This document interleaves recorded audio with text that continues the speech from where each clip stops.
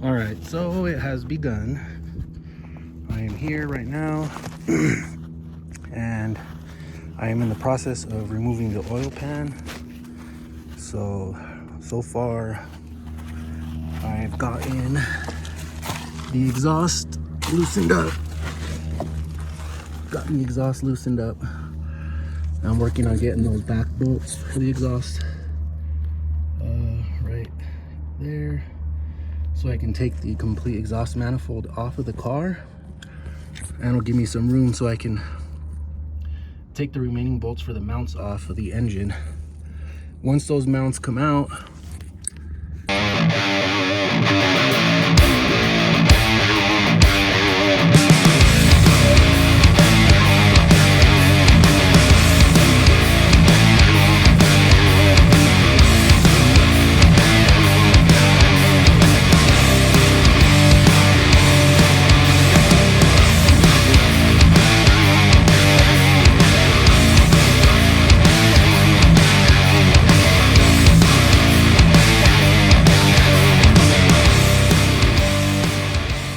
all right, so what we're going to be doing right now is sanding these surfaces down, because I took these off and it was a disaster. The crankshaft looks even worse. So I got some sandpaper, clean up the surfaces, and then we'll install the rod bearings, and we'll start getting this stuff on. I still got to get the surface of the engine block cleaned up, but we're going to do that right now. So let's go to the front, and I'll show you guys what we got under there. All right, so I don't know if you guys can hear me. I got these new little microphones, but there's the surface of the crankshaft. As you can see, it is hammered. I mean, that's really bad. And then I don't know if you guys can see that in there. That's the other side of the connecting rod. I'm gonna have to find a way to sand that down too. Probably move the crankshaft up and get it out of the way. It was so hard getting the other bolt off and getting that cap out of the way. So now what I'm trying to do is push the piston outward. And what I'm gonna have to do is come over here. I already pulled the spark plug wires.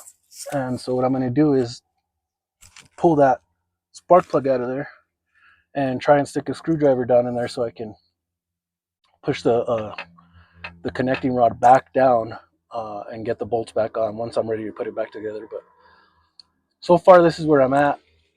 This really sucks. So yeah, I'll show you guys what it looks like after. So this is how everything is going right now. This is progress. I'm still sanding it down. Many hours later, it's actually working and it's getting down. I can't see over the top because this is a boxer engine. It's a Subaru and there's nowhere for me to do that. But I do have a scope camera. I might have to get it out so I can check out the top of that.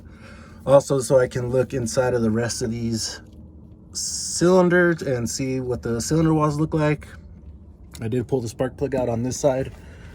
I don't know if you can see that in there. Let's see. No, well, I pulled the spark plug out, but you can't really see. But anyways, I'm gonna go ahead and keep sanding away and try and get to the bottom of this part. Right now I'm at 50 grit still. I got about 2 more strips of 50 grit to go, and then I'm going to go ahead and jump up to 80 grit and just move my way up from there until it's nice and shiny. And then I'm gonna get the rest of this surface cleaned up and start putting the stuff back together. I figured I would show you guys, but doesn't look like the flash wants to work.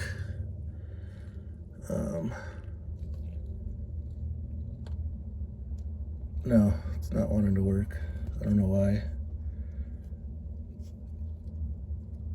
Oh, there we go. We can raise the brightness up.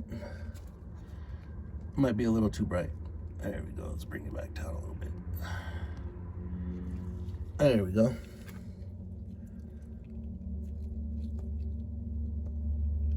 That's what it looks like. Not too shabby. It was really bad, actually. It was really pitted, and now it's starting to look a lot better. That's what it looks like. Maybe I can get the camera up there. Actually, no, it's not gonna fit up there. But I'm trying to get rid of these deep spots right there. You can see them right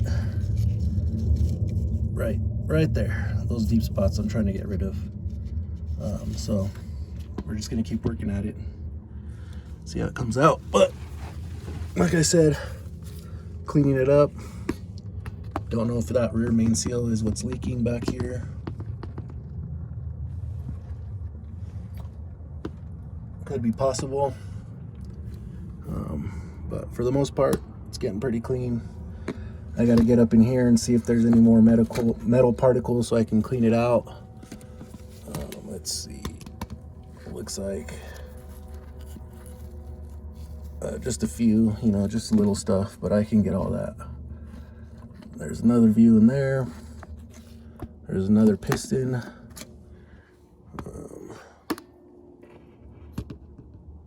Doesn't look like there's any metal there.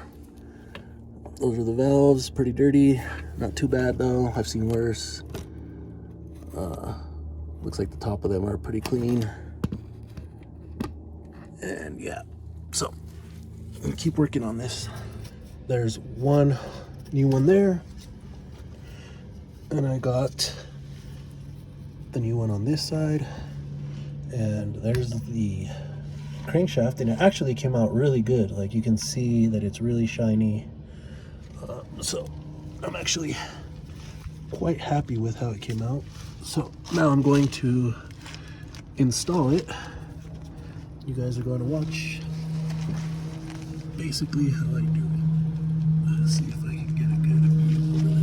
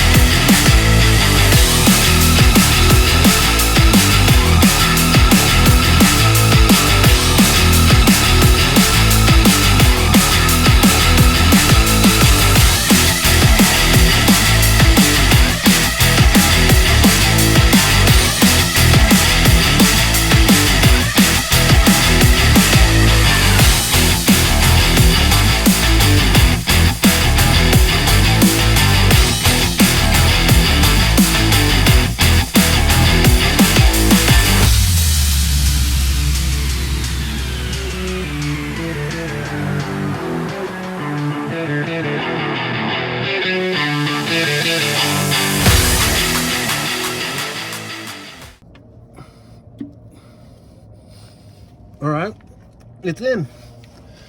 Now I just need to go get the nuts, and I gotta find those. I don't know where I put them. I messed up on that part. I don't know where I put those, but there it is. It's back together, and I'm gonna go ahead and run the nuts on there, and then I will torque it down to 34 foot-pounds. All right, and getting ready to put everything back together. And I got all my tools laid out right here, and I got all my parts laid out, ready to go.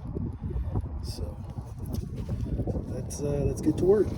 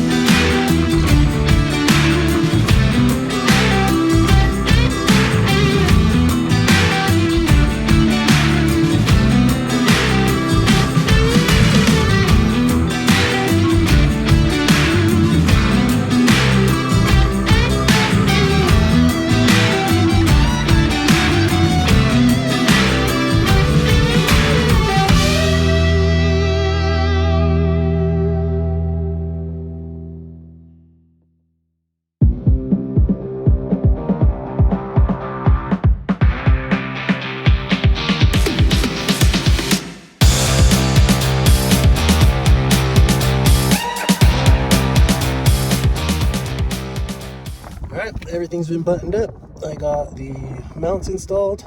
Next is going to be the exhaust, oil filter, the oil dipstick tube, and then we'll get all this stuff cleaned up here and we'll start it up.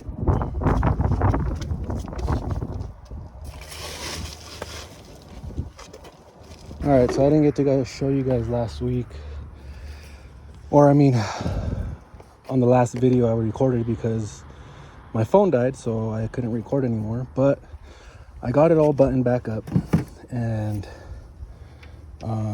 it's actually already been driven, and I have some good news and some bad news.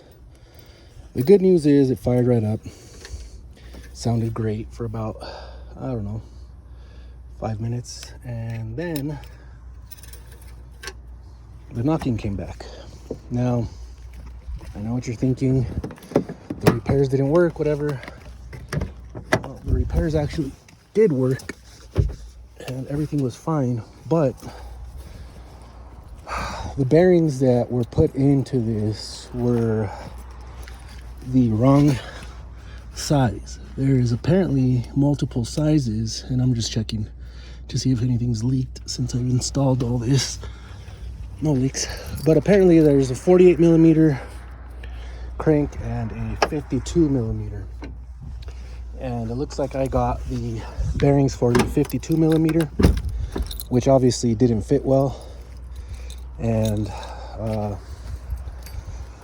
well, yeah, the rest is history. It didn't fix it the way I wanted it to, but I did order the correct size bearings, so those are in the mail on their way. And let's go ahead and start it up.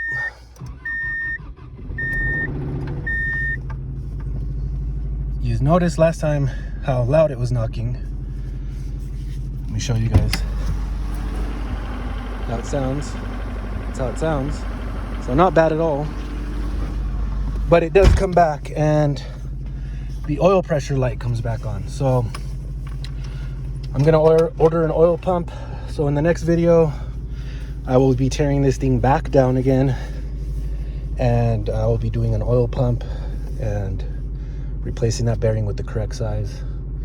But apparently, you know, but obviously the repair worked. It's driving fine.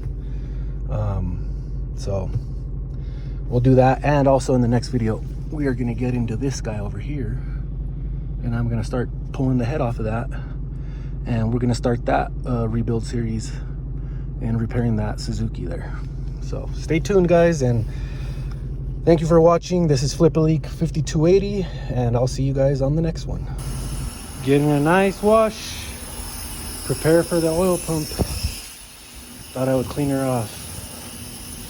There she is, nice and ready to get cleaned. Beautiful, love it.